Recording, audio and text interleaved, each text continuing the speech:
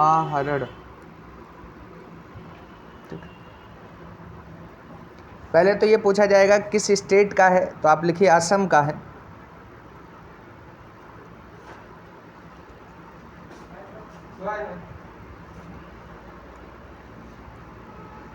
और जो बच्चे ऐसे हैं जो आउट ऑफ स्टेशन रहते हैं या हम कहें दूर दराज शहरों से रहते हैं, उनमें कौशल या स्किल डेवलपमेंट करने के लिए है।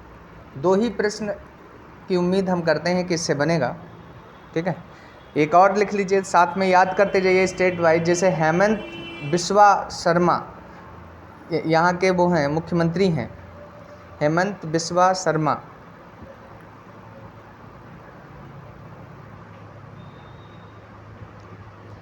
और इस प्रोग्राम को चलाने में उनका टाटा ग्रुप मदद कर रहा है। टाटा ग्रुप प्रोजेक्ट आहरण कौशल से संबंधित है, टाटा ग्रुप इनकी मदद कर रहा है, असम सरकार की।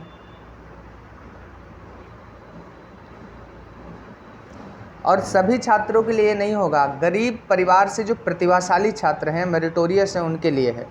तो आप आगे लिख लीजिए, गरीब परिवारों के प्रतिभाशाली विद्यार्थियों के लिए।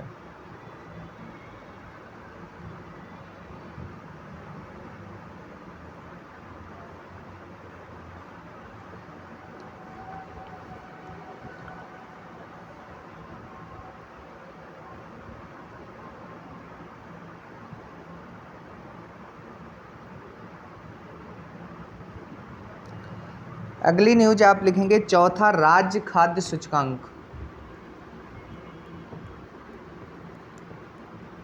चौथा राज्य खाद्य सूचकांक। फूड इंडेक्स है, ये 4th फूड इंडेक्स है।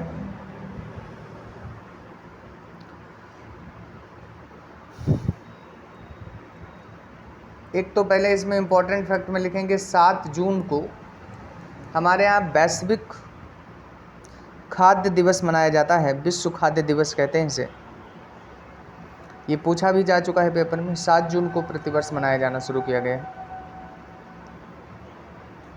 कौन सी संस्था जारी करती है, तो भारतीय खाद्य सुरक्षा और मानक प्राधिकरण।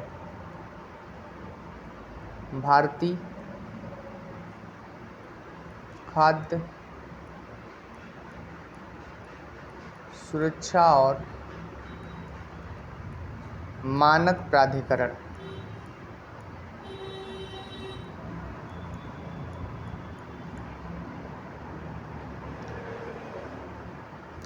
टॉप रैंकिंग में तमिलनाडु है, तमिलनाडु ने टॉप किया है।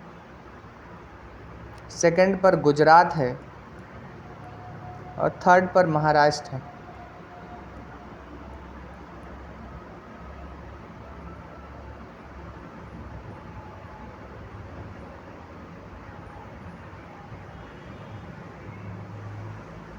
छोटे राज्यों में टॉप पर है गोवा,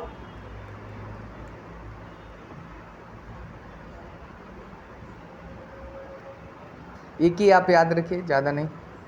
और केंद्र शासित प्रदेशों में है टॉप पर जम्मू कश्मीर। केंद्र शासित प्रदेशों में टॉप पर है जम्मू कश्मीर।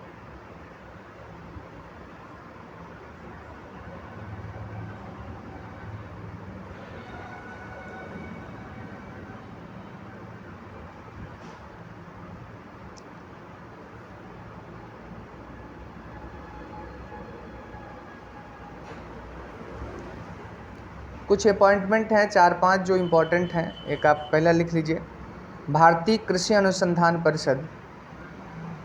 भारतीय कृषि अनुसंधान परिषद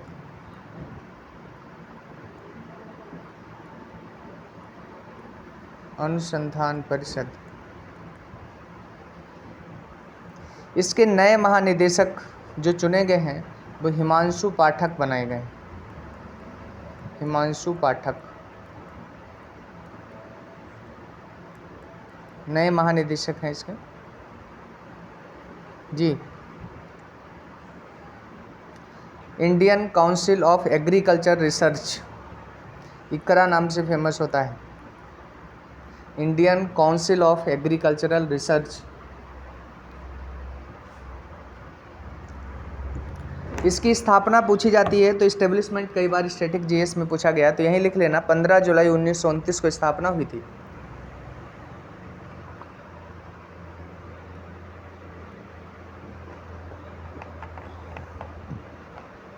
और हेडक्वार्टर जो है वो नई दिल्ली में है। इस्टेब्लिशमेंट जो है इसका वो 1929 में है और हेडक्वार्टर 29 उस पर लिखा भी है, ध्यान दीजिए।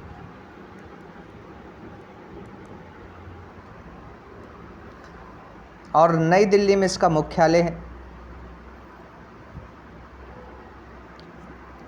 कुछ और अपॉइंटमेंट यहाँ पर लिख लेना। यूपीएससी के नए जो अध्यक्ष बने हैं वो मनोज सोनी।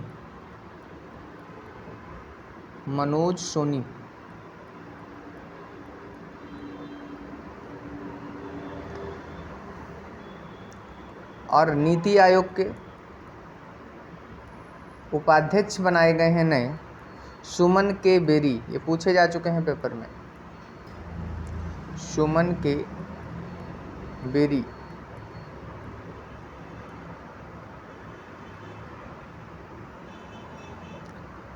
और दिल्ली के नए मुख्य सचिव नरेश कुमार को बनाया गया है चीफ सेक्रेटरी, नरेश कुमार।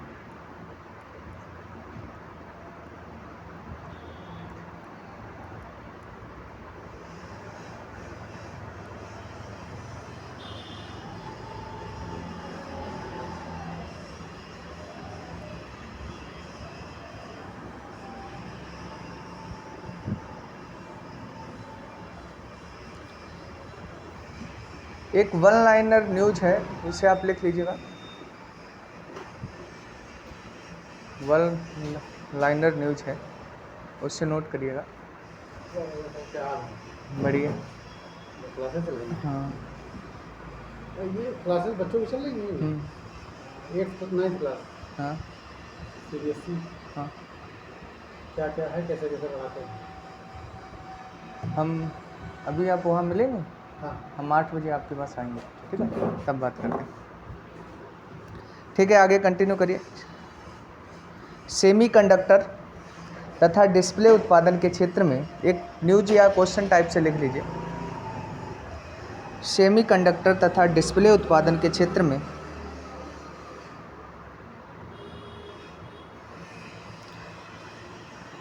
सहायता के लिए सेमीकंडक्टर नीति शुरू करने वाला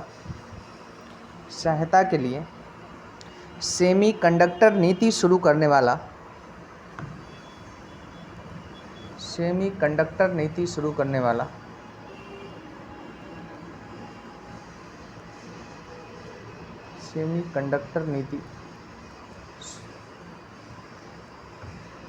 पूरा ना लिख पाया हो तो इतना लिखो, सेमीकंडक्टर नीति शुरू करने वाला भारत का पहला राज्य। सेमीकंडक्टर नीति शुरू करने वाला भारत का पहला राज्य, और उसमें आंसर लिख लो गुजरात।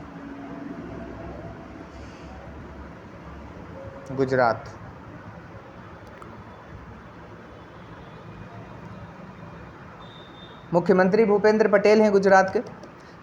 जो स्टेट न्यूज में आया करे उसके मुख्यमंत्री और गवर्नर कोशिश क्या करो, नहीं तो मुख्यमंत्री पहले याद कर लो, फिर गवर्नर याद करा देंगे। भूपेंद्र पटेल लिख लेना, मुख्यमंत्री हैं वहाँ के। और ये उन्होंने कहा है कि हम 2027 तक लागू कर देंगे, ठीक है, 2027 तक।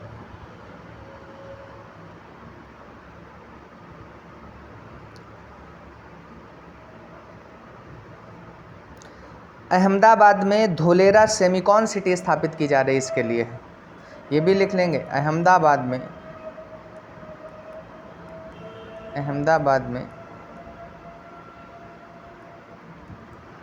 धोलेरा सेमिकॉन सिटी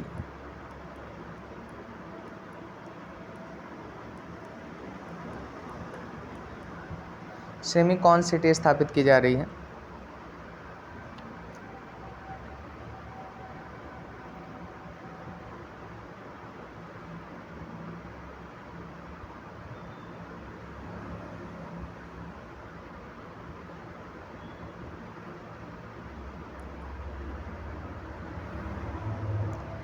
एक योजना थोड़ा डिटेल में कराते हैं, हेडिंग बना लीजिए अग्निपथ। आपने देखा होगा कि बहुत विवादित रही या उस पर बहुत सी चीज़ें रहीं, ठीक है। अग्निपथ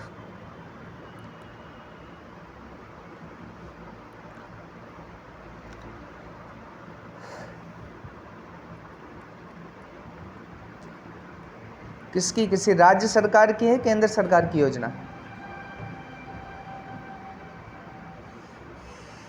बताइए। सेंट्रल की योजना है, ठीक है।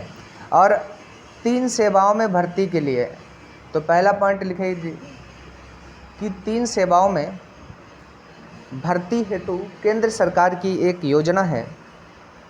3 सेवाओं में भर्ती हेतु केंद्र सरकार की एक योजना है।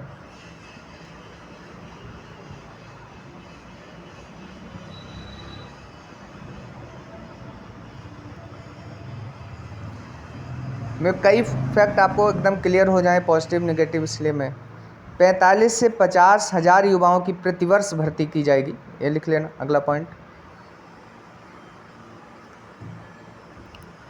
45 से 50 हज़ार युवाओं की।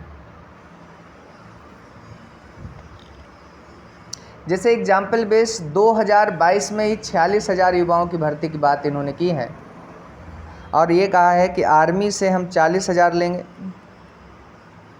आर्मी में। फिर कहा है कि उन्होंने जो एयरफोर्स है उसमें 3,000 और नेवी में 3,000, ठीक। तो जैसे लिख लेना एग्जाम्पल पे, जैसे 2022 में 46,000 अग्निवीरों को भर्ती करने की या भर्ती करने का लक्ष्य रखा गया है।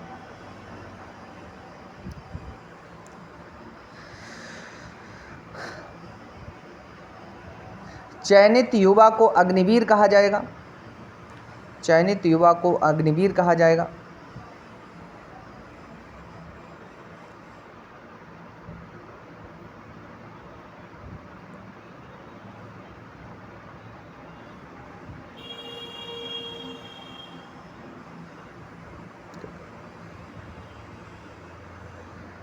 देखिए सरकार एक पॉजिटिव इसका पॉइंट काउंट करा रही है, कह रहे कि इसमें ऑल इंडिया और ऑल क्लास का कॉन्सेप्ट चल जाएगा।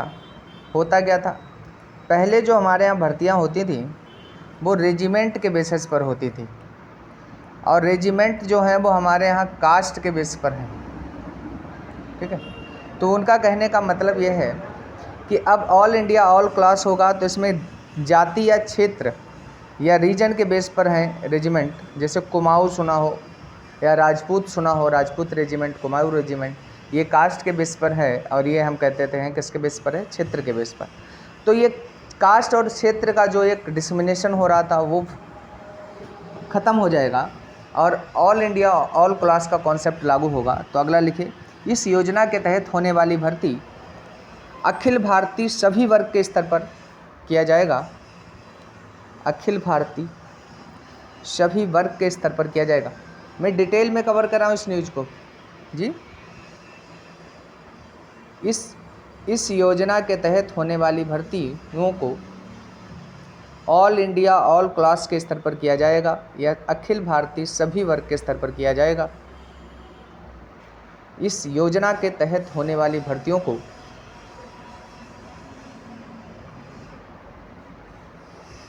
अखिल भारतीय सभी वर्ग या ऑल इंडिया ऑल क्लास के स्तर पर किया जाएगा।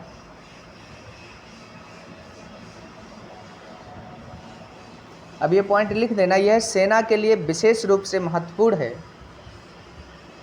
यह सेना के लिए विशेष रूप से महत्वपूर्ण है।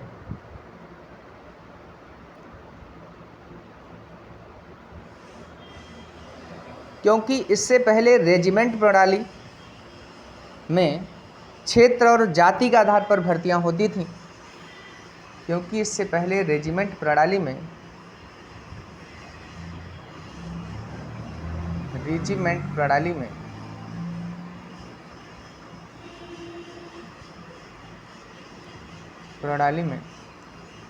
क्षेत्र और जाति के आधार पर भर्तियां होती थीं। जैसे इसमें लिख लेना राजपूत रेजिमेंट, यहाँ लिख देना कुमायूं रेजिमेंट या गढ़वाल रेजिमेंट,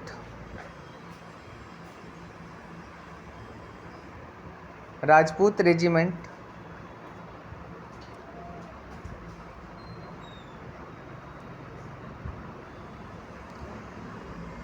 फिर अब हेडिंग बना लीजिए पात्रता।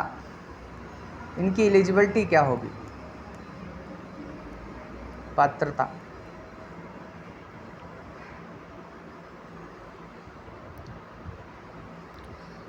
लिखिए, इसमें अधिकारी रैंक से नीचे के कर्मियों की भर्ती की जाएगी। इसमें अधिकारी रैंक से नीचे के कर्मियों की भर्ती की जाएगी। अधिकारी रैंक से नीचे के कर्मियों की भर्ती की जाएगी।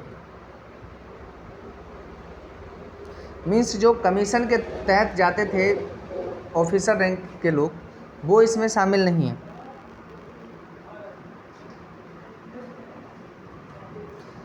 एज लिख देना, एज 17.5 साल से 21 वर्ष।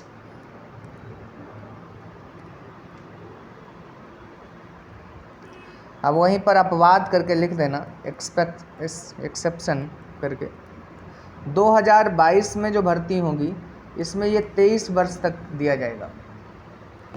अधिकतम उम्र जो होगी वो 23 वर्ष, क्योंकि कोविड की वजह से 2 वर्ष भर्तियां नहीं हो पाई हैं।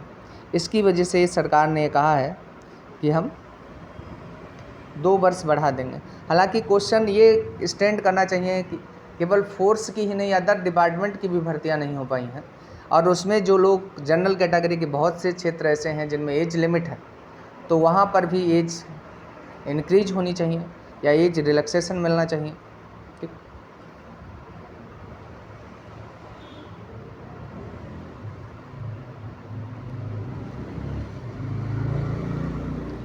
एक वर्ष में 2 बार भर्ती संपन्न होगी। एक वर्ष में 2 बार भर्ती संपन्न होगी। भर्ती के मानक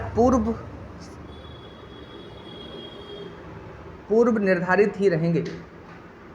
भर्ती के मानक पूर्व निर्धारित ही रहेंगे।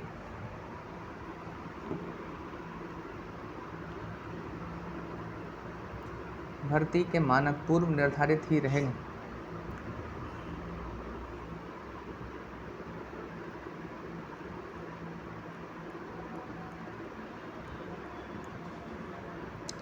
अगली हेडिंग बनाएंगे प्रशिक्षण एवं सेवानिवृत्ति।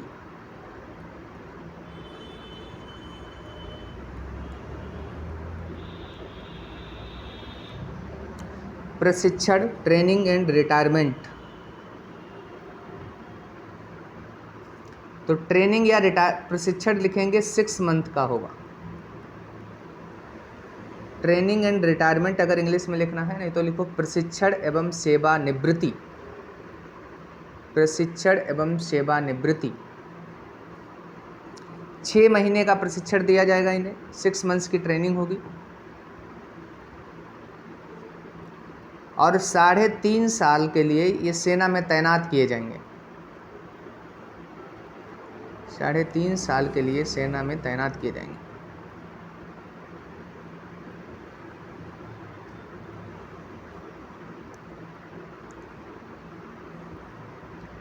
लिखिए 4 वर्ष बाद 75% को सेवानिवृत्त कर दिया जाएगा।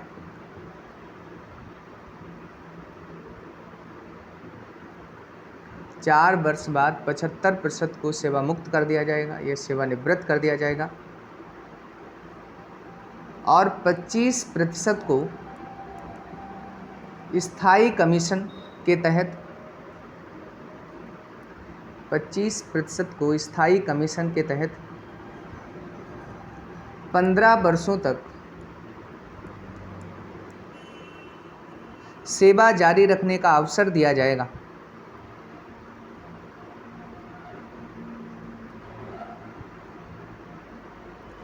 और एक नोट बना के लिख देना कि ये जो 15 वर्ष हैं, इन 15 वर्ष में प्रारंभिक 4 वर्ष शामिल नहीं होंगे। प्रारंभिक 4 वर्ष शामिल नहीं होंगे, यानी अग्निवीर के रूप में जो वो सेवा देंगे वो इन 15 वर्ष में शामिल नहीं माने जाएंगे।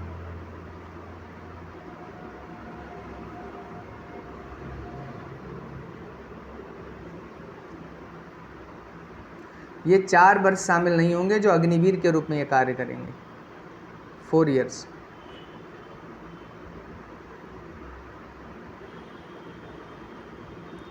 लिख लिया सभी ने?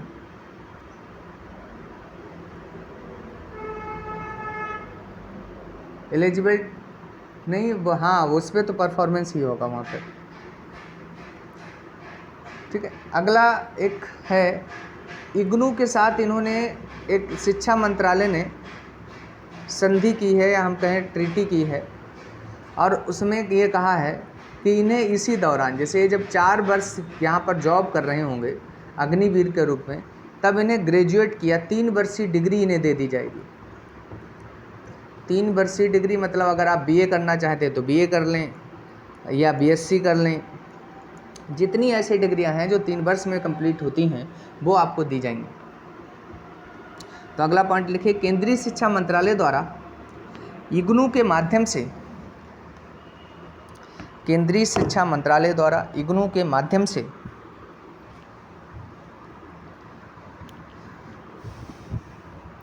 योजना के तहत चयनित उम्मीदवारों के लिए, योजना के तहत चयनित उम्मीदवारों के लिए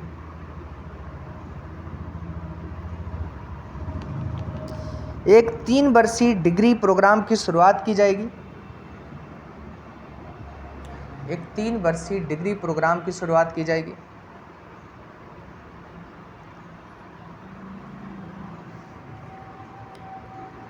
अब अगली हेडिंग बनाएंगे मानदेय। मानदेय की सैलरी के रूप में आप समझिएगा।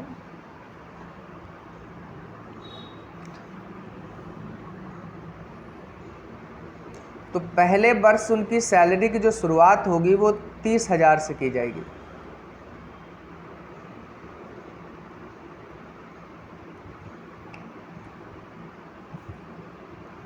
और जब चौथा वर्ष इनका होगा, या अंतिम वर्ष हम कहें इनका जब होगा, तब ये सैलरी 40,000 पे पहुंच जाएगी।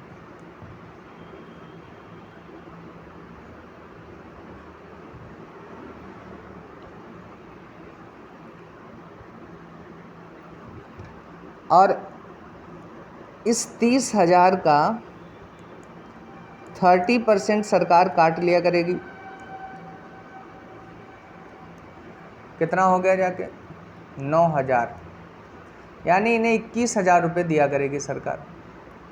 और ये 9,000 रुपये जो है वो सेवा निधि प्रोग्राम एक शुरू कर रही है, उसमें रख दिया जाएगा। और ये आपको जब आप रिटायर होंगे तब आपको मिलेगा इकट्ठा। ठीक है, तो लिखना शुरू करें।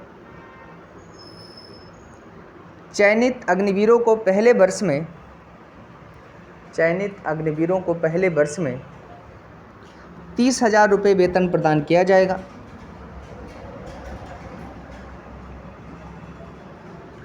और चौथे वर्ष तक यह बढ़कर 40,000 हो जाएगा। और चौथे वर्ष तक यह बढ़कर 40,000 हो जाएगा। चौथे वर्ष तक यह बढ़कर 40,000 हो जाएगा।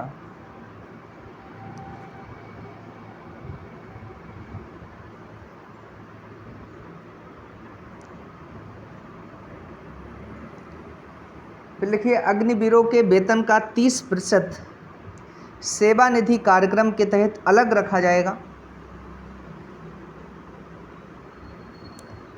अग्निवीरों के वेतन का 30% एक सेवा निधि कार्यक्रम के तहत अलग रखा जाएगा।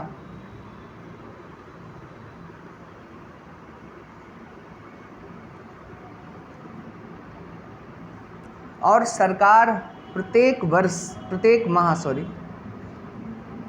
माह अपनी तरफ से भी इतनी ही राशि का योगदान करेगी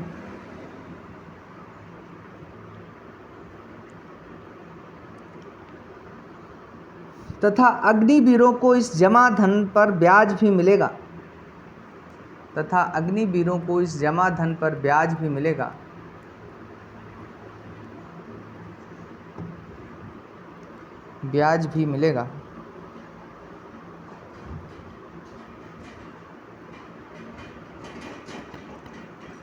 और जब सेवानिवृत्त होंगे तब उन्हें इतने रुपए इकट्ठे दिए जाएंगे 11.71 लाख रुपए। 11.71 लाख रुपए दिए जाएंगे।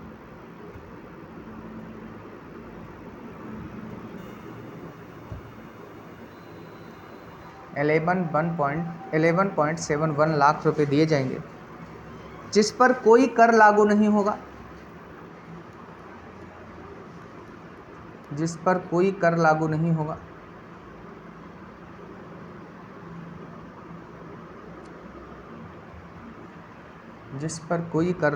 होगा।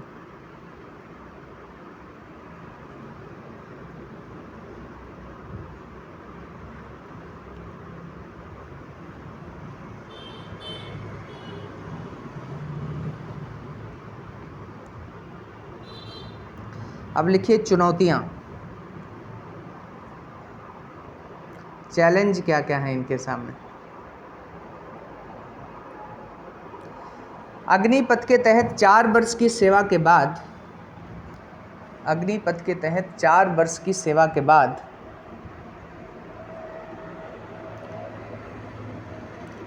बड़ी संख्या में सेवानिवृत्त होने वाले सैनिकों के लिए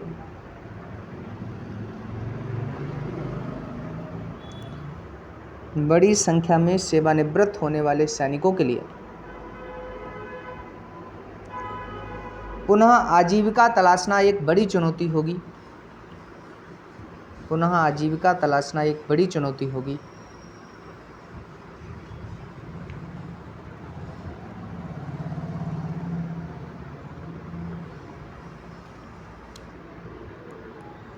अब देखिए दूसरा, चलिए ये तो चैलेंज है ही है। उसके बाद गांव वगैरह में, जैसे गांव से ही सबसे ज़्यादा आता है युवा जो फोर्स में जाता है, तो कहते हैं कि उसके कार्य पर लोग क्वेश्चनेबल होंगे कि तुम लायक ही नहीं थे जो सेना में काम कर पाते आगे। एक तो ये प्रॉब्लम आ रही है। दूसरा कहते हैं कि उसके अनुभव पर, एक्सपीरियंस पर भी क्वेश्चनेबल कि अगर इतने ही आप एक्सपीरियंस होल्डर थे तो आपको स्थायी कमीशन क्यों नहीं मिल गया। ठीक है, तो इस तरीके के क्वेश्चनेबल किए जाएंगे। और जो कहते हैं कि समाज में एक आक्रोश पैदा करेगा, एक मतलब अस्थायित्व पैदा करेगा, असंतोष जिसे कहते हैं, तो ये कुछ इस तरीके के सिम्टम्स निकल कर आ रहे हैं। जैसे मैं एक आपको एग्जांपल देता हूँ, जापान में जो अभी आपने देखा होगा वहाँ के प्रधानमंत्री की हत्या की गई थी। ठीक है, तो वो भी इसी तरीके का जॉब से छूटा हुआ व्यक्ति है, क्योंकि वहाँ पर भी ये चल रहा है प्रोग्राम। लेकिन वहाँ की और यहाँ की स्थितियों में बहुत डिफरेंस है। ठीक,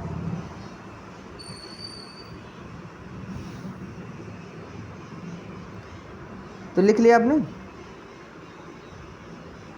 अब आप लोग ये बताइए कि क्या ये सही है कि गलत। कारण ये है क्योंकि सरकार की हिम्मत बढ़ गई है, क्योंकि जब उसने ये इम्प्लीमेंट कर लिया, अब वो जो टीचर्स हैं गवर्नमेंट, इनके लिए भी आउटसोर्सिंग लेकर आ रही है। अभी ये पब्लिश नहीं किया है, लेकिन इसका पता नहीं कैसे ये चर्चा में आया है। हाँ, तो सबके लिए आ रही। तो क्या इंडिया सच में इस स्थिति में पहुंच गई है कि वो आउटसोर्स में काम करे? सभी कर्मचारी आउटसोर्स में लेना चाहिए। और आउटसोर्स की क्या पॉजिटिव चीज़ें हैं और क्या नेगेटिव चीज़ें हैं, आपको क्या लगता है? थोड़ा सा इस पर एक एक दो कमेंट करें, फिर हम आगे की न्यूज़ आपको पढ़ाएं।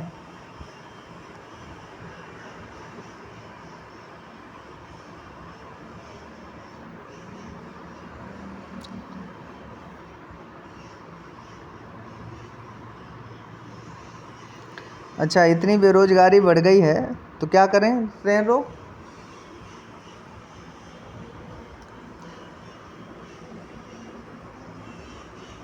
हम्म हम्म हम्म। चलिए, तो वो तो हमारा कहने का मतलब, केवल क्वेश्चन हमारा उसका रिप्लाई करिए। चलिए, वो तो एक अलग है पॉलिसी। पॉलिसी की क्या पॉजिटिव पॉइंट हैं और क्या नेगेटिव पॉइंट है, जैसे मैं बताऊं पॉजिटिव पॉइंट, फिर आप लोग बताइए।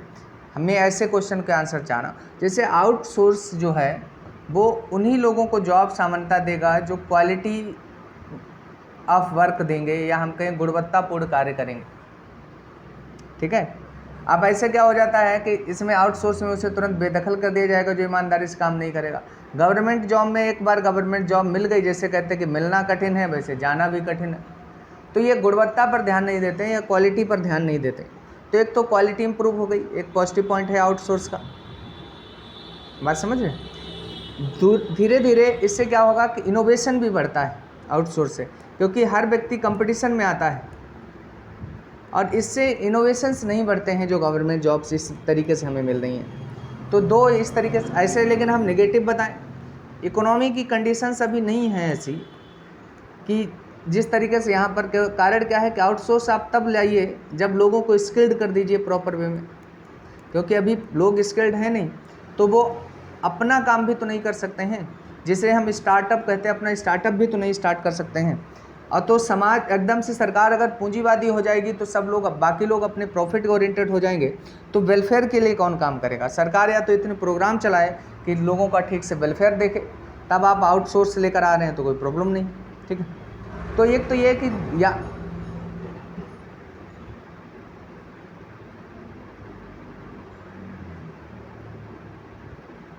क्या रखा गया है, कम है ए अच्छा, एज आर्मी में, और आप कितनी चाहे? हाँ, एज की बात कर रहे हो ना आप? हाँ, एज आर्मी के लिए बहुत सही है, इससे ज़्यादा नहीं होनी चाहिए। 17.5 से 21 उन्होंने रखी है, तो ये कोई बहुत वो नहीं है।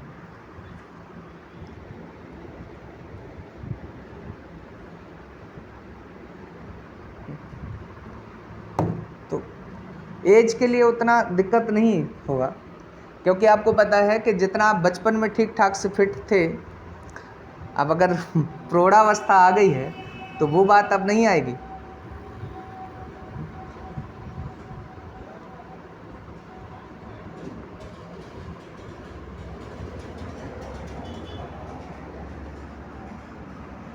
हाँ, 25% है, पहले तो डेटा सही से याद रखें। ठीक है। मतलब आप कह रही हैं कि चापलूस, और सरकारी विभाग चापलूसी पर, सरकारी प्राइवेट सब चल रहे हैं। देखिए, जब तक लोग एथिकल माइंडसेट के ज़्यादा लोग रहेंगे, वो चापलूसी में भरोसा करेंगे ही करेंगे। ठीक है।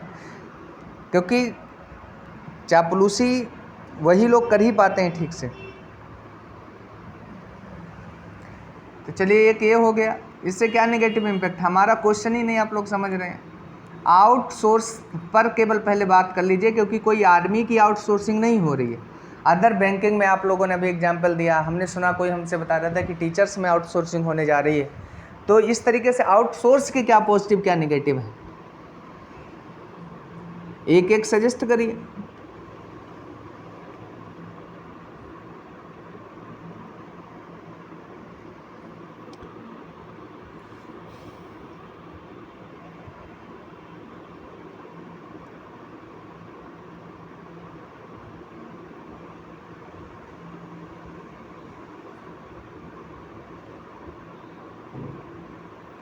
मैम, हमारा क्वेश्चन सुन लीजिए प्लीज़, नहीं तो हम आगे पढ़ाएं। हमारा क्वेश्चन आउटसोर्स पर है, अग्निपथ पर है ही नहीं। अरे, संविदा की नौकरी जानते हैं? हाँ, तो बस वही को इंग्लिश में, हम तो इंग्लिश वैसे ना बोलना चाहते। ठीक है, हम तो ठोस हिंदुस्तानी हैं। हम्म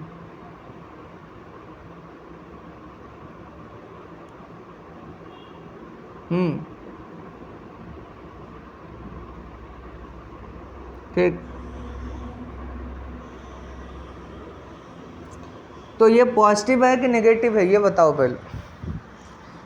क्यों नेगेटिव?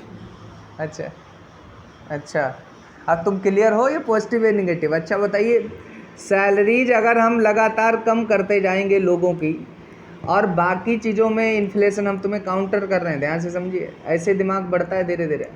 इन्फ्लेशन की कंडीशंस हैं देश में, ठीक है, वो अपने बच्चों को आउटसोर्स पर नौकरी कर रहा है, ठीक से प्रॉपर एजुकेशन नहीं दे पा रहा है, प्रॉपर से हेल्थ के सेक्टर में ध्यान नहीं रख पा रहा है, या अदर चीज़ें नहीं कर पा रहा है, तो फिर अब क्या करेगा ये व्यक्ति धीरे धीरे, आपको पता है जब प्रॉपर एजुकेट नहीं इसका बच्चा होगा, प्रॉपर हेल्थ नहीं होगी, तो ये कहते हैं कि एक कॉन्सेप्ट दिया जाता है गरीबी का दुष्चक्र, साइक्लिक ऑफ पॉवर्टी में चला जाएगा, गरीबी के दुष्चक्र का हिस्सा बनेगा ये। और आपको पता है इसकी आगे आने वाली पीढ़ी जो होगी वो निरंतर गरीब होती चली जाएगी। तो सैलरीज कम होना पॉजिटिव पॉइंट कैसे हो गया भाई? अमेरिका वगैरह या हर देश में सैलरीज तो बढ़नी चाहिए।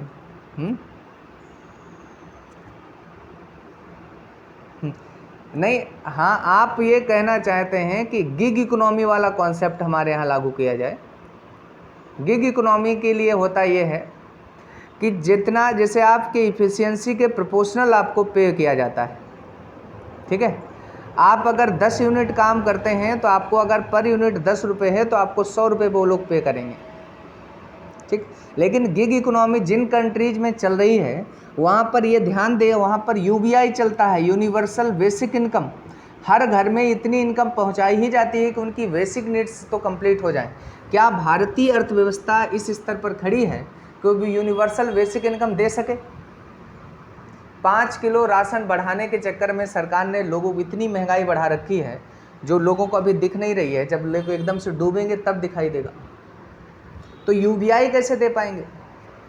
और यूबीआई एक बार बहुत कोशिश भी की गई थी, यूबीआई पर बड़ा रिसर्च आया था, मध्य प्रदेश में पायलट प्रोजेक्ट भी लागू किया गया था, और तब देखा गया कि भारत में यूबीआई अगर संभव भी है तो 750 रुपये है।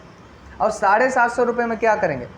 750 रुपये में तो ठीक से बीड़ी पान मसाला सिगरेट का खर्चा नहीं चलता है ना? देख लीजिए, अनुभव कहते हैं ना, सदैव सत्य बोलता है।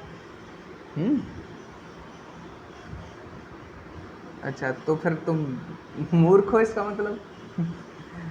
क्योंकि यहाँ पर डिबेट चल रही। अच्छा ये है, तब तो ठीक है। और बाकी लोग भाई बताइए, कोई और पॉइंट बताइए। इन्होंने तो सैलरी वाला बता दिया, और बताइए आप लोग। एक डिटेल हमने टॉपिक लिया, उसमें भी आप लोग बोल नहीं रहे। नाम फिर लें क्या? फिर एक दो छोड़ के जाएंगे। उस समय देखो सिप्रा छोड़ के चली गई थी।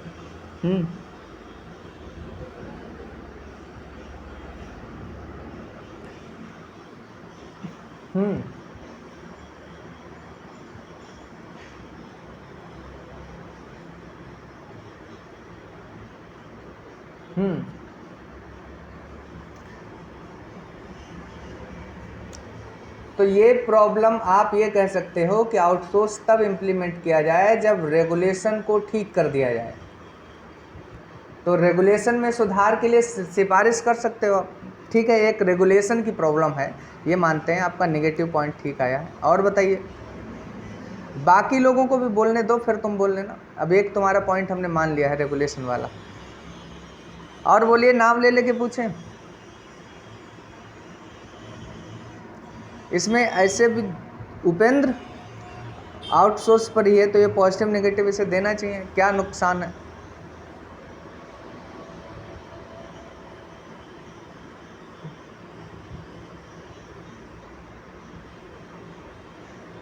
जैसे हाँ,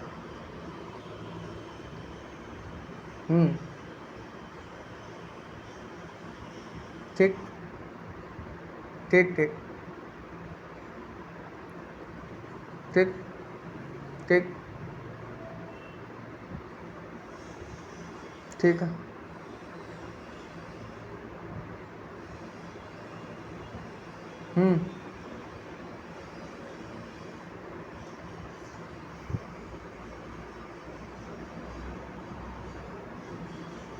अच्छा एक बात बताइए, अब मैं क्वेश्चन आपसे पूछ रहा हूँ। एक गवर्नमेंट में जो डॉक्टर बैठा है गवर्नमेंट स्कूल में हो, गवर्नमेंट हॉस्पिटल में हो, क्या उसे ठीक से नॉलेज नहीं है उन विषयों का जिनके लिए वो वहाँ बैठाया गया है?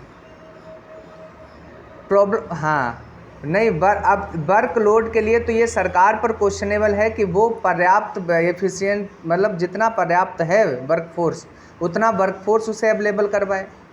ये क्वेश्चन तो आउटसोर्स का ये कैसे वो हो गया? ठीक है जी।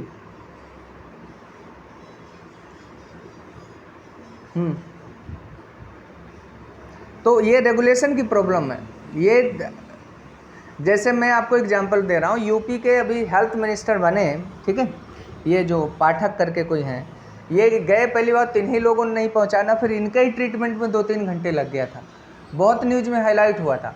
आप ऐसी व्यवस्था है, कहने का मतलब मैं आपको जीवंत एग्जाम्पल देता हूँ कि मैं खुद KGMC का ही एक एग्जाम्पल था। आपको पता है कि फ़ोन चला रहे थे लोग बैठे बैठे, और जो पेशेंट थे वो तड़प रहे थे, उनके ग्लूकोज और वो लगाने के, जबकि पर्याप्त अगर इतना तक वो दे दिया जाए तो उन्हें रिलीफ मिल सकता था, लेकिन वो लोग नहीं, और आपस में फ़ोन चला रहे थे।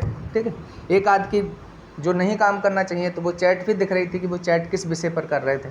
तो इस तरीके की गतिविधियाँ करते, कहने का मतलब ये है कि वहाँ आपको एक तो सुधार करना है कि उन्हें थोड़ा एथिकल बनाना है। ये नॉन एथिकल लोग हैं, एथिकल का मतलब है कि थोड़ी नैतिकता उनमें इम्प्रूव कर देनी है। दूसरी हम बात जो आप पॉइंट रख रही हैं, वहाँ पर वेल एजुकेटेड लोग पहुँचे हैं, जो एग्ज़ाम पर्याप्त रूप से या प्राइवेट सेक्टर के लोगों ने नहीं क्वालिफाई कर पाए हैं, जो आउटसोर्स में इस समय काम करने को तैयार हैं, वो एग्ज़ाम उन्होंने क्रैक किया। इसका मतलब उन्हें नॉलेज अच्छा है। अगर रेगुलेशन अच्छा दे दिया जाए उन्हें, ठीक से टाइम पर वो करके, और इसके लिए उन्हें अवार्ड दिए जाएँ, अवॉर्डेड कर दिया जाए कि हाँ, अगर आप ऐसा काम करेंगे तो इसके लिए आप अवार्ड दिए जाएंगे आपको। तो इस तरीके का अगर कुछ सिस्टम ठीक से इम्प्लीमेंट होने लगे तो यहाँ पर ये सब प्रॉब्लम्स दूर हो जाएंगी। तो आउटसोर्स की आवश्यकता कैसे पड़ेगी? हम्म हम्म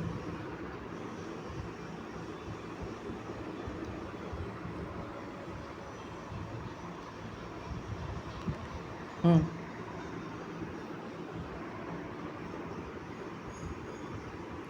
हम्म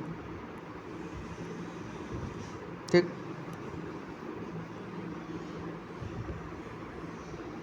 हाँ।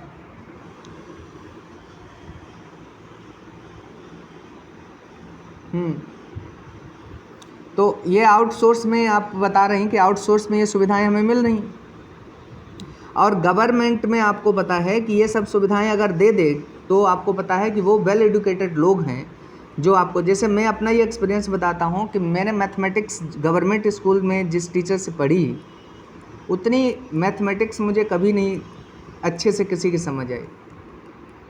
ठीक, और बेस एक बना दिया था उन्होंने। तो कहने का मतलब था कि उनका मैथ बहुत अच्छा था, बस यही फ़र्क था कि आपको पता, वही लोग कहते हैं गवर्नमेंट स्कूलों में पढ़ाई नहीं होती, और वहाँ का लेवल फिर उसके बाद मैंने कहीं नहीं पाया। तो कहने का मीन्स ये होता है कि ये लोग बहुत एडुकेटेड हैं, अच्छा खासा नॉलेज इन्हें होता है विषय का या चीज़ों का, बस ये है कि प्रॉपर वे में इनमें मोटिवेशन नहीं बरकरार है। और मोटिवेशन के लिए आपको पता है एक ही चीज़ जीवन में है, कोई भी लोग हो, प्रशंसा। प्रशंसा हर इंसान पाना चाहता है। जब एक ही काम वो प्रॉपर कर रहे हैं, उन्हें किसी तरीके कोई अप्रेजल नहीं मिल रहा, कोई प्रशंसा उन्हें नहीं मिल रही है, तो उनका मोटिवेशन धीरे धीरे कम हो जाता है। अगर इनका मोटिवेशन बढ़ाना है तो आपको पता है इन्हें कोई ऐसा काम इनका रखा जाए या इनकी रिस्पेक्ट बढ़ाई जाए उस तरीके से, तो उस भाव से अगर लोग देखने शुरू कर देंगे तो आपको पता है ये सब गतिविधियाँ आ जाएंगी। लेकिन आपको पता है कि हमारे यहाँ इस समय जो दुनिया बढ़ रही है, या भारत बढ़ रहा है, या दुनिया ही हालांकि बढ़ रही है, वो भौतिक सुखों की ओर ज़्यादा बढ़ रही है, जो वास्तविक प्रशंसा है या उन चीज़ों को अचीव करने की और इंक्रीजमेंट नहीं। तो हम्म जी। हम्म तो मैं आपको बताना ये चाहता हूँ कि आपको पता है उन्हें अदर सब्जेक्ट दिए गए, इसका मतलब वर्कफोर्स पर्याप्त गवर्नमेंट ने नहीं दे पाया। अगर वो ठीक से हर सब्जेक्ट के टीचर को सिलेक्ट करती, क्या टीचर नहीं अवेलेबल होते? आराम से लोग प्रिपेयर किए बैठे हैं, आराम से वो चाहते हैं मुझे नौकरी मिले, और बहुत बहुत हर सब्जेक्ट के लगभग इतने एफिशिएंट लोग हैं जो आपको प्रॉपर वे में जाके पढ़ा सकते हैं, लेकिन उन्हें मौका ही नहीं दिया जा रहा।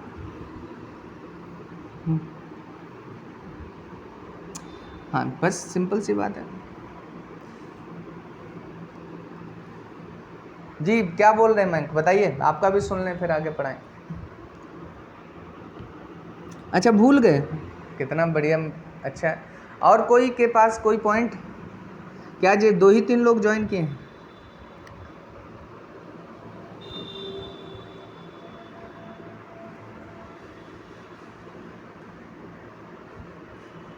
हाँ सही बात है, उन्हें नहीं मिलती है। उन्हें ऐसा देखा जाता है कि ये दूसरा विवाह हुआ है, महिष्मती कोई और है घर की। ऐसी बात है।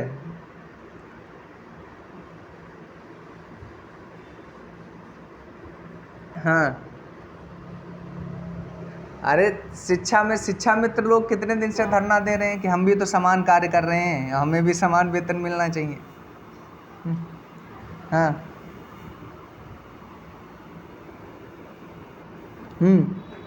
हाँ हाँ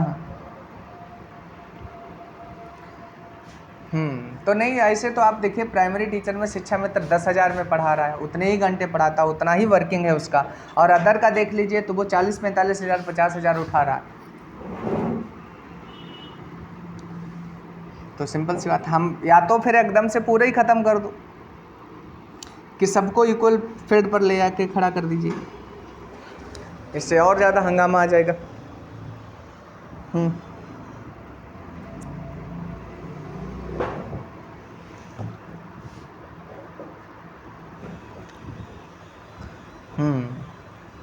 जी बताइए जल्दी।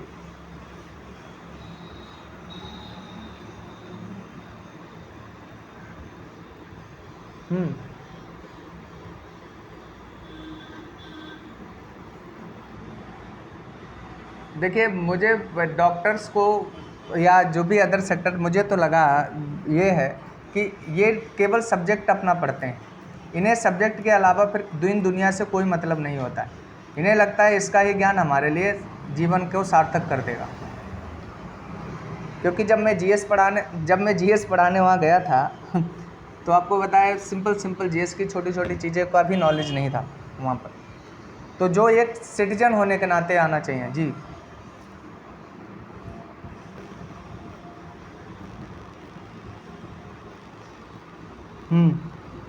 फिर वही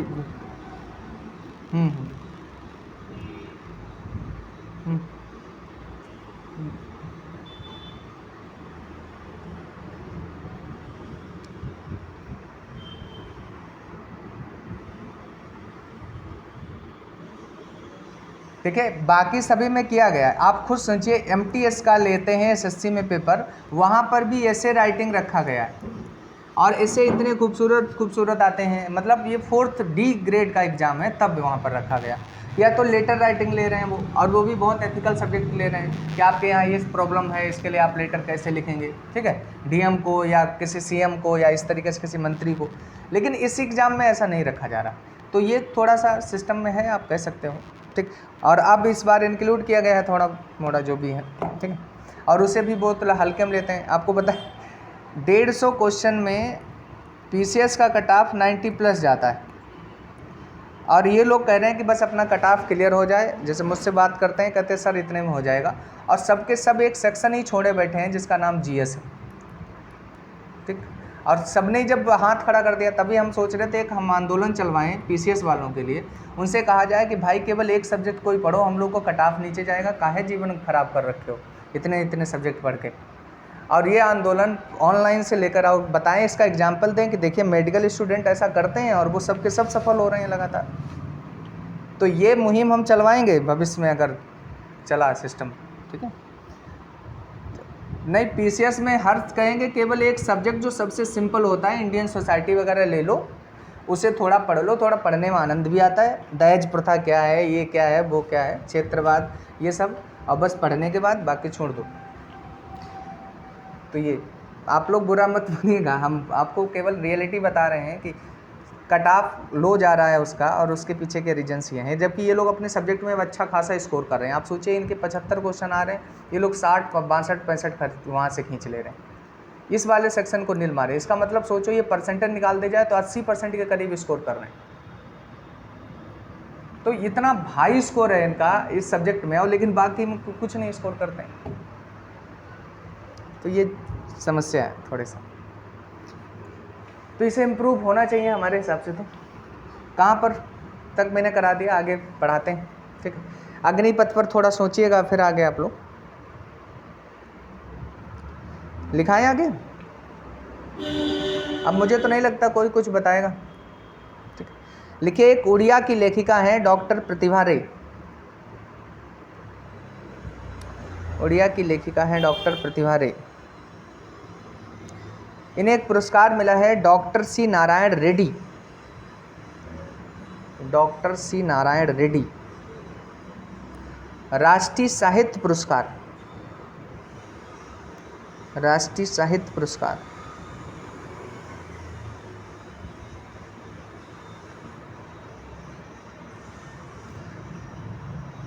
डॉक्टर सी नारायण रेड्डी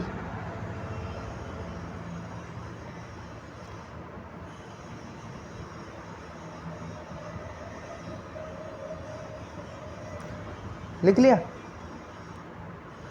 पुरस्कार में केवल इतना ही पूछा जाता, बाकी इन्हें बहुत पुरस्कार और भी मिले हैं, उनसे हम लोगों को मतलब नहीं है बहुत, ठीक है।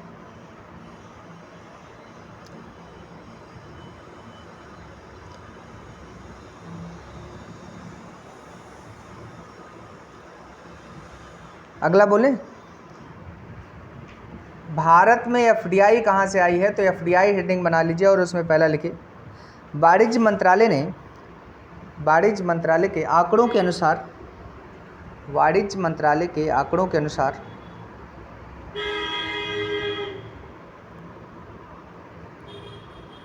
वित्त वर्ष 2021-22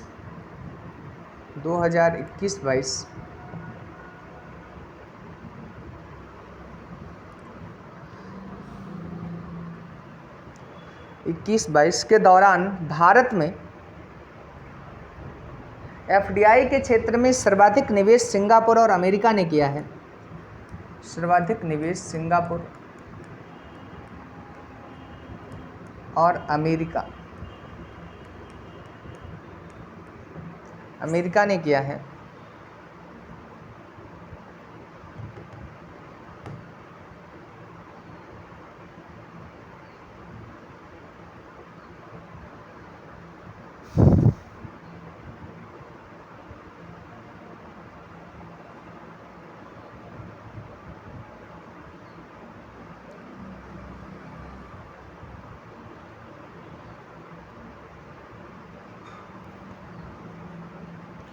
एक न्यूज है, वन लाइनर लिखिए, अंतर्राष्ट्रीय बाघ दिवस कब मनाया जाता है, तो 29 जुलाई लिख रहे हैं।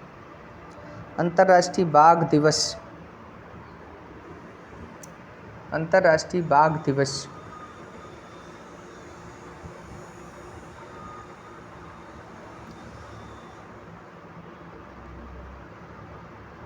29 जुलाई, 29 जुलाई। पता ही होगा कि बाघ में सबसे ज़्यादा पॉपुलेशन हमारे देश में ही बढ़ती है, और टीआरसी कंट्री भी मैंने एक दिन लिखाई थी आपको।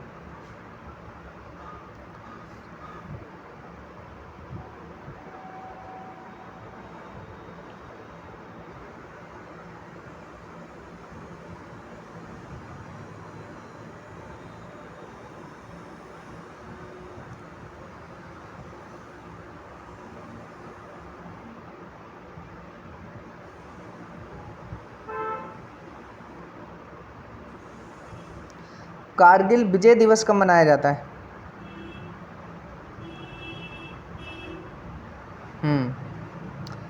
और किस ऑपरेशन में हमने कारगिल वो किया था? अच्छा, जिन्हें नहीं पता है तो दोनों बातें लिख लीजिए। कारगिल दिवस 26 जुलाई को मनाया जाता है और ऑपरेशन का नाम था विजय ऑपरेशन।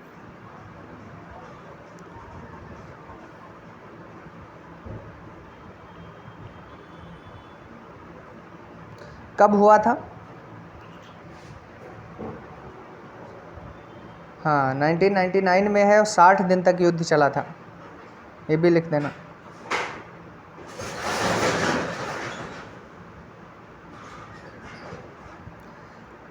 विश्व बैंक ने भारतीय नागरिक, एक वन लाइनर न्यूज है, लिखिए, विश्व बैंक ने भारतीय नागरिक इंदरमीत गिल को मुख्य अर्थशास्त्री नियुक्त किया है। इंदरमीत गिल को मुख्य अर्थशास्त्री नियुक्त किया है? विश्व बैंक ने भारतीय नागरिक इंदरमीत गिल को मुख्य अर्थशास्त्री नियुक्त किया है।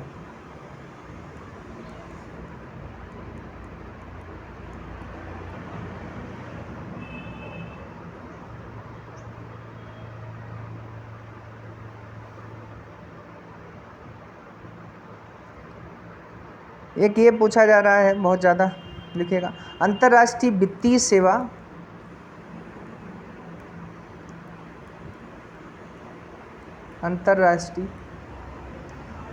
सेवा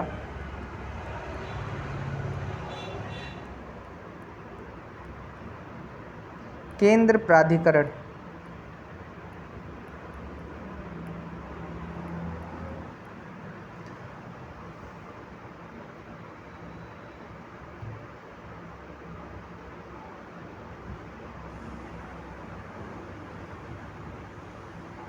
ये गुजरात में स्टेबल किया है प्रधानमंत्री ने।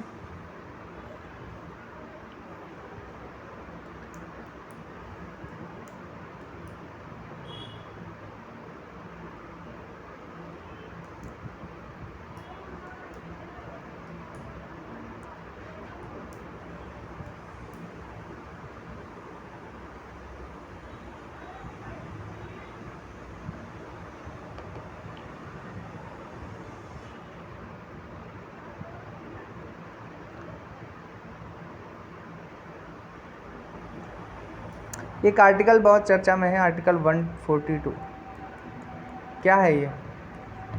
कुछ लोगों को पढ़ाए हैं, बताइए।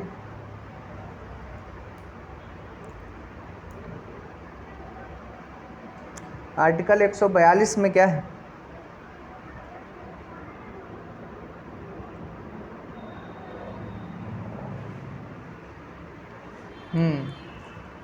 पूर्ण न्याय।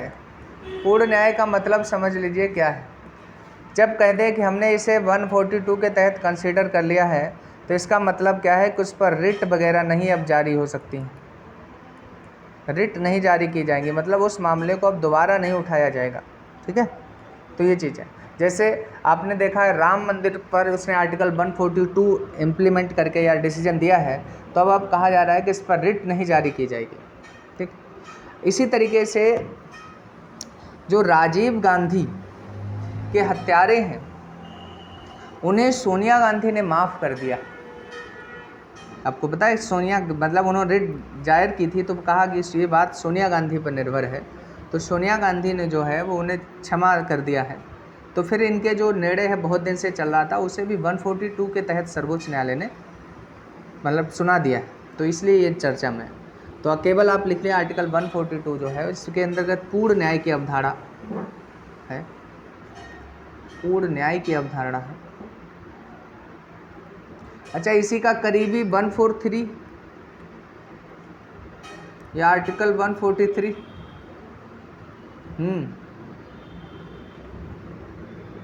जी 143 में क्या है?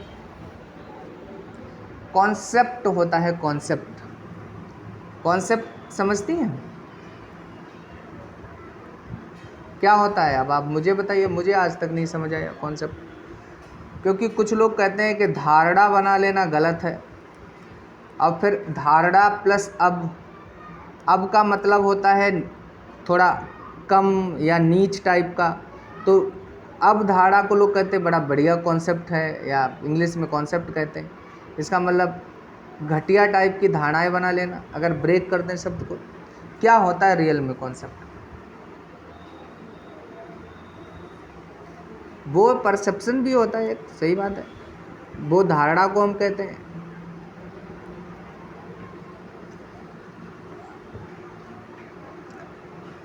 कॉन्सेप्ट क्या होता है? कॉन्सेप्ट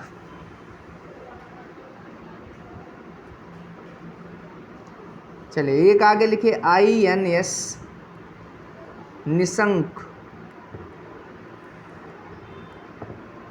और INS अक्षय।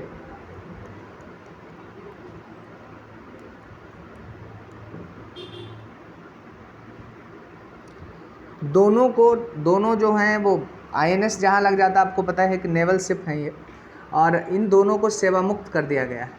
एक सिंधु ध्वज को सेवा मुक्त किया गया है, वो पनडुब्बी है, तो आप लिख लीजिए INS निशंक और INS अक्षय को मुंबई के नौसैनिक डॉकयार्ड पर सेवा मुक्त कर दिया गया है।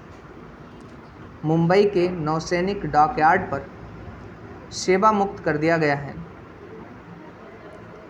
नौसैनिक डॉकयार्ड पर सेवा मुक्त कर दिया गया है।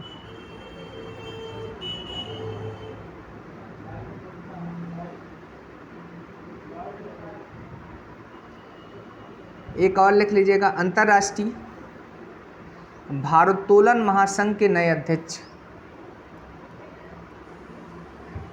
अंतर्राष्ट्रीय भारोत्तोलन महासंघ के नए अध्यक्ष। अंतर्राष्ट्रीय भारोत्तोलन महासंघ के नए अध्यक्ष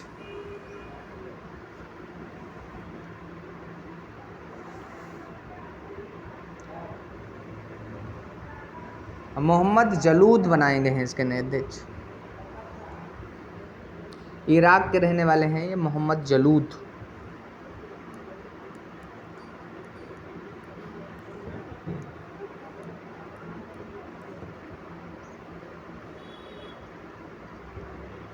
ठीक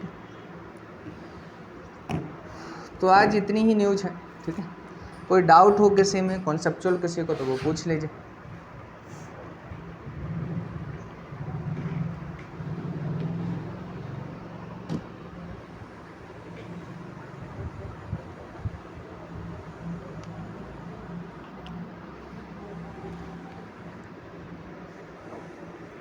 राजीव गांधी की हत्या को लेकर उनके हत्यारों को माफ़ी दे दी गई।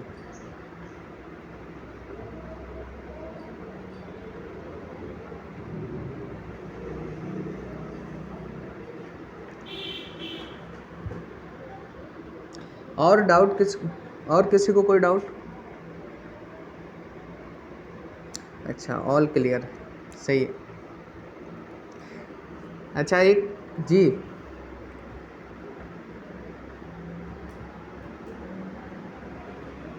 जी हमने केवल ये देखा है आपसे कि क्या आपको आता है 143,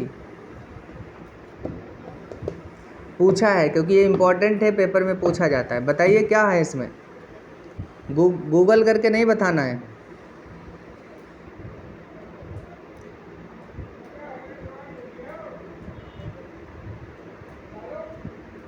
अच्छा अच्छा, इसमें ये है, ध्यान से सुनो, कि अगर प्रेसिडेंट चाहे तो किसी भी विषय पर, कोई भी सब्जेक्ट हो, उस पर सलाह ले सकता है। किसकी? सुप्रीम कोर्ट की। ठीक है, प्रेसिडेंट चाहे तो वो, लेकिन अब दूसरी बात समझो, इसी में ये भी लिखा है, अगर वो संविधान से रिलेटेड है विषय, कॉन्स्टिट्यूशन से रिलेटेड है, तब तो सुप्रीम कोर्ट इन्हें सलाह देने के लिए बाध्य है। मतलब क्या है? कंपल्सन है उसका। अगर ऐसे उनके संविधान से संबंधित नहीं है, उसमें कोई विधि का प्रश्न निहित नहीं है, तो ये बाध्य नहीं है, ये सलाह देने से मना भी कर सकता है। सामान्य केसेस में जो सुप्रीम कोर्ट की एक बेंच होती है, उसमें न्यूनतम 3 सदस्य होने चाहिए, जो कोरम कहते हैं सुप्रीम कोर्ट का। लेकिन जब इसकी बैठक पर जिस पे सलाह मांग रहा है, इस पर जब कोरम बैठेगा, तब उसमें मिनिमम 5 जज होने चाहिए। इतनी बातें लिखी गई हैं आर्टिकल 143 में। ये पेपर में कई बार पूछा जाता है कि राष्ट्रपति किस अनुच्छेद के अंतर्गत सुप्रीम कोर्ट से सलाह ले सकता है, तो वही हम कहते हैं 143 के तहत। बात क्लियर है जी? और पूछिए, देखिए। वैसे भी थोड़ा कल से हम चेंज करेंगे, क्योंकि क्वालिटी थोड़ा और बढ़े, कुछ चीज़ें मुझे लगता है चेंज करना चाहिए समय समय पर। ठीक, तो बताइए, और कोई डाउट किसी को? जी अग्निवीर।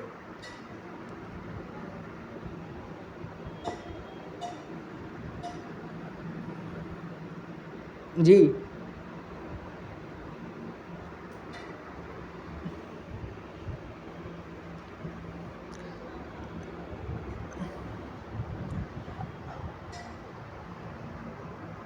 जितने भी 3 इयर्स के कोर्स हैं जो डिग्री देते हैं, वो कोई भी कर सकते हो आप। वैसे प्रोफेशनल कोर्स नहीं कर सकते हो, डिग्री कोर्सेज के लिए एग्रीमेंट है जिनमें आपको डिग्री मिलती है। प्रोफेशनल कोर्स करने से आपको डिग्री थोड़ी ना मिलती है, ठीक है।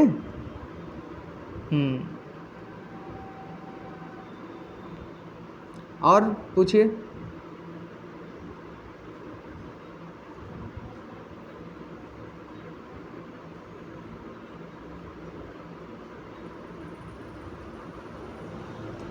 आउटसोर्स की हमारे देश में अभी उस स्थिति में नहीं है। जैसे सपोज करो घर में पापा किसी बेटे को घर से बेदखल कर दें और अभी वो ठीक से चल भी नहीं पाता है, तो फिर वो अवस्था उसकी ठीक नहीं है बेदखल करने की। हाँ, चलना उसे ठीक से आने लगा है थोड़ा थोड़ा, और तब बेदखल कर दें तो वो अपनी चीज़ों से परिचित होगा और संघर्ष कर लेगा। लेकिन ऐसी अवस्था में तो फिर उसका आप समझ सकते हैं कि बहुत स्थितियाँ ख़राब हो जाएंगी। भारत की स्थिति इतनी है, आप खुद ही समझिए। एजुकेशन की जो रिपोर्ट्स आती हैं उनमें देखिए कि कक्षा 8 में पढ़ने वाला बच्चा 3rd क्लास की क्वालिटी को नहीं मेंटेन कर पाता है। ग्रेजुएट बच्चों को आपको पता है 8th क्लास का ठीक से नॉलेज नहीं है। तो इस तरीके से स्थितियां हैं इंडिया में, तो वो लोग क्या करेंगे आप ऐसे सोचिए।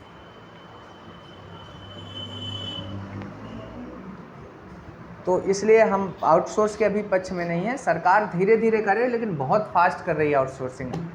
धीरे धीरे आउटसोर्सिंग हमेशा से चली है, क्योंकि आप देखिए जब हमारी इकोनॉमी शुरू हुई थी तो कहा जा गया था कि 10% इसमें केवल प्राइवेटाइजेशन है और 90% इसमें गवर्नमेंट है। इसीलिए भारतीय अर्थव्यवस्था को स्टार्टिंग में समाजवादी की ओर झुकाव माना गया था।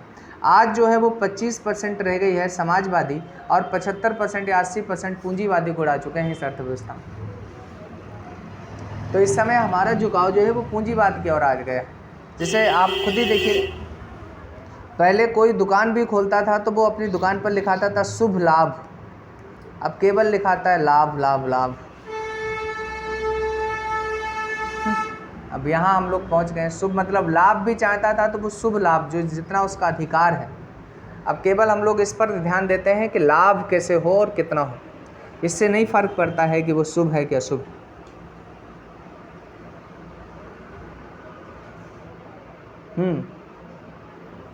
तो वही है, नैतिकता के साथ अगर आप व्यापार करते हैं तो आपकी आंतरिक संतुष्टि भी आपको मिलेगी। सबसे बड़ी बात यह है, कोई भी काम करेंगे आप, ठीक है। और अगर आप नॉन एथिकल होकर वो काम करते हैं, हो सकता है आपको फाइनेंशियल सपोर्ट बहुत मिल जाए, लेकिन आपको जो इनर पीस है वो नहीं अचीव होगी। प्रॉब्लम ये, और जब तक ये नहीं मिलेगी तो आप समझिए कि फिर सुकरात तो आप बन नहीं सकते, क्योंकि सुकरात ये कहता है कि संतुष्ट, किसी जानवर का नाम यूज करता है और फिर कहता है असंतुष्ट, और सुकरात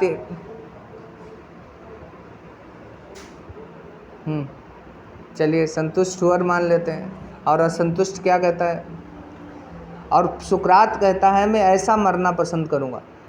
लेकिन आप देखिए कि सुकरात कभी भी नॉन एथिकल नहीं हो रहा है। लोगों के अधिकार के लिए उसका एक भी शिष्य नॉन एथिकल नहीं हुआ, चाहे अरस्तु है चाहे प्लेटो हो। इन्होंने अपना काम प्रॉपर वे में किया है और उन्होंने कहा कि हम उस तरीके से नहीं करेंगे, ठीक है।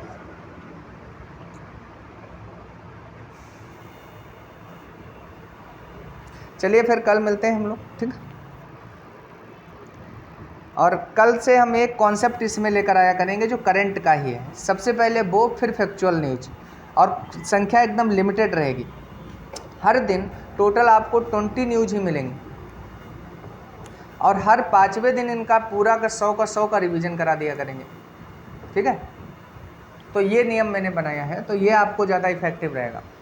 20 न्यूज नहीं हो पा रही होंगी उस दिन, तो हम आपको पता पीछे की कवर कर लिया करेंगे। पीछे, क्योंकि हम लोग को पीछे का भी तो छूटा है, तो इसलिए हम पीछे की कुछ 8-10 न्यूज़ लिया करेंगे, और 8-10 न्यूज़ हम लिया करेंगे प्रॉपर वे में जो इस समय चल रही हैं। वो 10 से ज़्यादा होती नहीं, 5-6-7 न्यूज़ इंपॉर्टेंट हर दिन मिल पाती है। तो इस तरीके, और एक कॉन्सेप्चुअल, अगर कॉन्सेप्चुअल किसी दिन न्यूज का नहीं टॉपिक मिलेगा तो जो आपके सब्जेक्ट का कॉन्सेप्चुअल टॉपिक है हम उसे लेकर आगे बढ़ा करेंगे, ठीक है। तो ये स्टार्ट कर रहे हैं हम कल से, थोड़ा सा तो सिस्टमेटिक हो जाएगा, ठीक है। फिर अच्छा।